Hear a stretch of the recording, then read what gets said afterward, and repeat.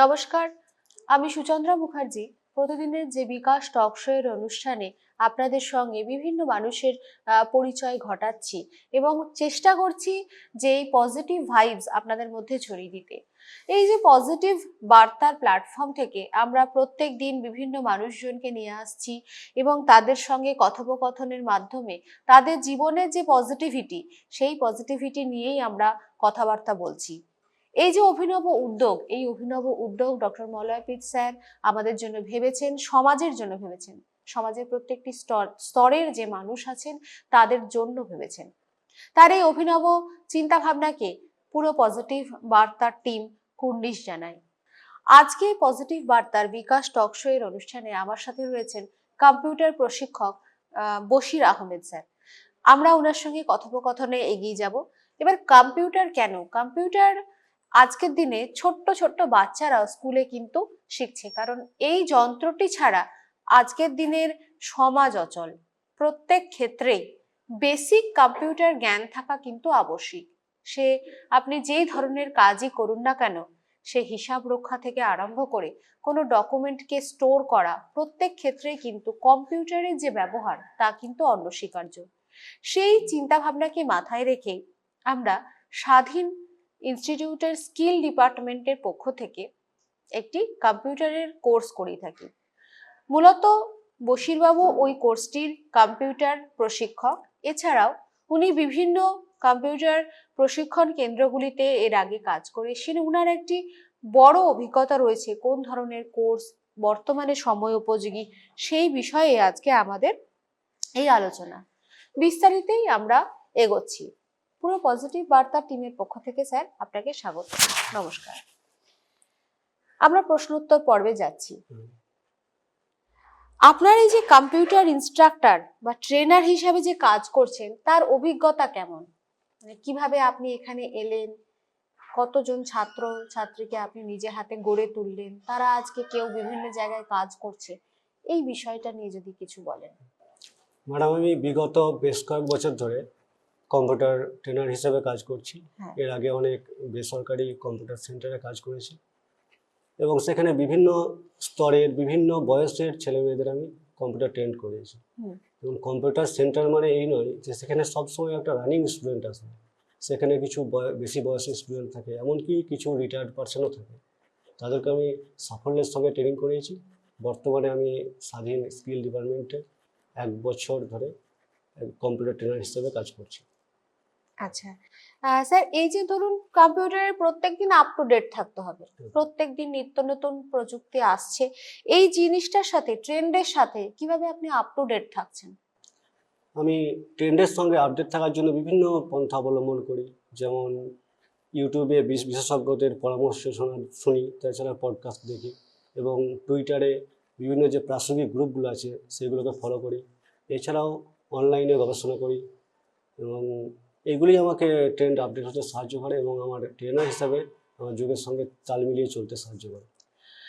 একদমই তাই। আমরা বশিরবাবুর থেকে শুনলাম যে কম্পিউটার ফিল্ডে আপ টু ডেট থাকার জন্য উনি ইউটিউবে যে ধরনের পডকাস্টগুলি হয়ে থাকে, তাছাড়া বিভিন্ন আপ টু ডেট যে জার্নালসগুলি পাবলিশ হয় সেগুলোর সঙ্গে উনি নিজেকে যুক্ত রেখেছেন, যাতে ওখানে যে নতুন জিনিস পাবলিশ হচ্ছে সেটা সবার আগে উনি শিখতে পারেন এবং জানতে পারেন এবং অন্যকে জানাতে পারেন। এটাই কিন্তু একজন দক্ষ ট্রেনার বা প্রশিক্ষকের কিন্তু কাজ।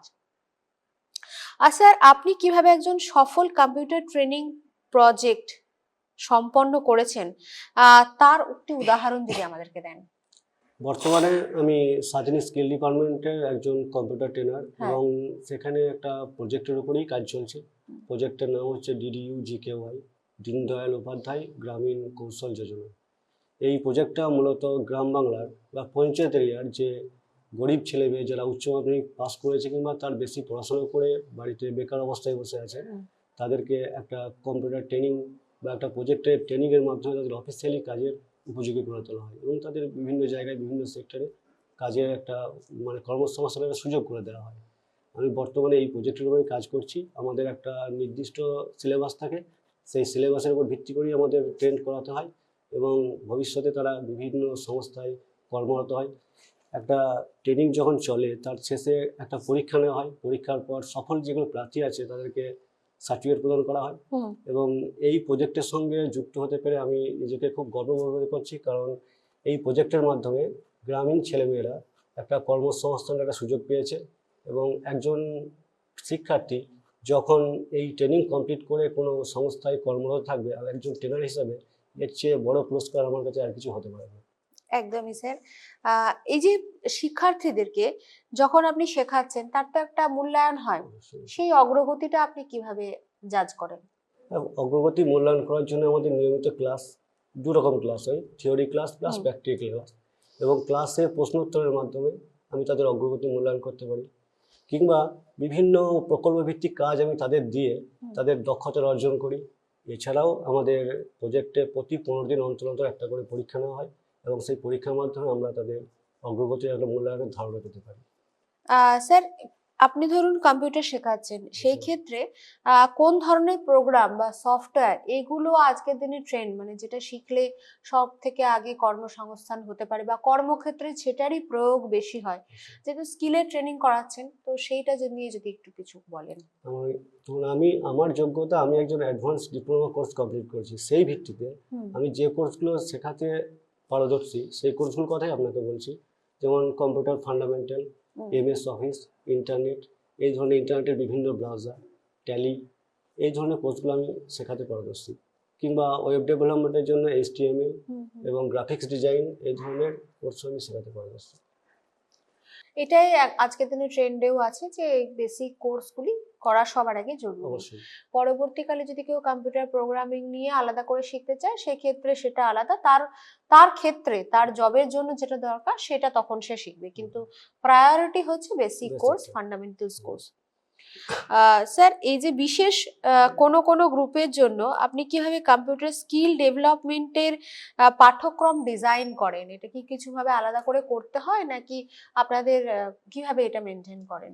কোনো গ্রুপের পাঠ্যক্রম ডিজাইন করতে হলে প্রথমে কম্পিউটারের যেগুলো মানে প্রাথমিক জ্ঞান, যেমন সফটওয়্যার, হার্ডওয়্যার, অপারেটিং সিস্টেম, এসব সম্পর্কে ধারণা দিতে হবে। তারপরে MS অফিস, ইন্টারনেটে বিভিন্ন ব্রাউজার, ইমেল সংক্রান্ত খুঁটিনাটি তথ্য, এইগুলো কোর্সের মধ্যে অন্তর্ভুক্ত করা যেতে পারে। এছাড়াও HTML এবং গ্রাফিক্স ডিজাইন, এগুলো এই ধরনের আধুনিক কোর্সও শেখানো যেতে পারে এর মধ্যে। আচ্ছা, প্রশিক্ষণের জন্য আপনি কিভাবে প্রশিক্ষণ সামগ্রী, প্রেজেন্টেশন, ম্যানুয়াল, তারপরে ধরুন আপনার অনলাইন যে রিসোর্স, এগুলো কিভাবে তৈরি করেন? ধরুন প্রেজেন্টেশন তৈরি, প্রথম কথা আসি প্রেজেন্টেশন তৈরির ক্ষেত্রে আমি স্লাইড, ছবি, তথ্য এইগুলো ব্যবহার করব। আর যে কোনো বিষয়ের ম্যানুয়াল তৈরি করতে হলে তার সম্পর্কে বিশদভাবে উল্লেখ করতে হবে। আর 3 নম্বর হচ্ছে অনলাইন রিসোর্সের ক্ষেত্রে আমাকে ভিডিও, গ্রাফিক্স, ছবি, তথ্য এইসবের সাহায্য নিতে হবে, যেন সিলেবাসটা বাস্তব অভিজ্ঞতা নির্ভর হয় এবং পাঠ্যক্রমটি আমাদের কার্যকর হয়। ধরা যাক আপনি একটি কম্পিউটার প্রশিক্ষণ সেশন পরিচালনা করছেন এবং শিক্ষার্থীদের অর্ধেক অংশ একটি গুরুত্বপূর্ণ ধারণা বুঝতে পারছে না, সেই ক্ষেত্রে সেটা আপনি কিভাবে ম্যানেজ করেন? সেই সিচুয়েশনটাকে কিভাবে হ্যান্ডেল করেন? অবশ্যই, কারণ প্রত্যেক স্টুডেন্টের মধ্যে যে শেখার সমান দক্ষতা আছে এমন নয়। হ্যাঁ। কিছু স্টুডেন্ট আছে এরকম হয় যে যারা শিখতে পারে না। যারা ভালো স্টুডেন্ট, হয়তো পড়াশোনার স্পিড যাদের বেশি, তারা হয়তো একটু বেশি শিখবে। কিন্তু এমন স্টুডেন্ট আছে যারা মানে একটু শেখার ক্ষেত্রে একটু দুর্বলতা আছে তাদের। সেই ক্ষেত্রে আমরা ধাপে ধাপে তাদের বোঝাবার চেষ্টা করি এবং বিভিন্ন সহজ উদাহরণ দিয়ে তাদের বোঝাই। প্রয়োজনে আমরা প্রেজেন্টেশন, ছবি এইসবের ব্যবহার করি। এছাড়াও স্পেশাল ক্লাসের মাধ্যমে আমরা প্রশ্ন উত্তরের মাধ্যমে আমরা তাকে বোঝাবার চেষ্টা করি। শেষে ছেলেদের কাছ থেকে ফিডব্যাক নিই এবং আমি আমার প্রয়োজনীয় পরিবর্তন করি। স্যার, যদি একটি শিক্ষার্থী এমন একটি প্রশ্ন করে যার উত্তর হয়তো আপনি জানেন না, সেক্ষেত্রে আপনি কিভাবে সেই পরিস্থিতিটা পরিচালনা করেন? মানে এটা কিন্তু খুবই একটা প্রয়োজনীয় প্রশ্ন, মানে কম্পিউটারের ক্ষেত্রে যেহেতু সবসময় একটা আপ টু ডেট থাকতেই হয় সেই জায়গাটায়। হ্যাঁ, এমনও হয় যে কোনো স্টুডেন্ট কোনো প্রশ্ন করলো আমাকে, সেই প্রশ্নের উত্তর আমার জানা নেই, সেটা আমি সরাসরি তার কাছে প্রথমেই স্বীকার করে নেবো যে এই উত্তর আমি জানি না, তবে তোমার প্রশ্নটি যথেষ্ট ভালো, এবং পরে আমি গবেষণার মাধ্যমে এই উত্তরটি জেনে তাকে জানাবো। কিন্তু আমি তাকে কখনোই এ কথা বলবো না যে তুমি যে প্রশ্নটি করেছো সেই প্রশ্নটি অযৌক্তিক কিংবা ভুল। এইভাবে স্টুডেন্টদের কাছে আমি আমার একটা বিশ্বাসযোগ্যতা তৈরি করবো যে শিক্ষক সব কিছু জানে না, তবে জানার চেষ্টা করে।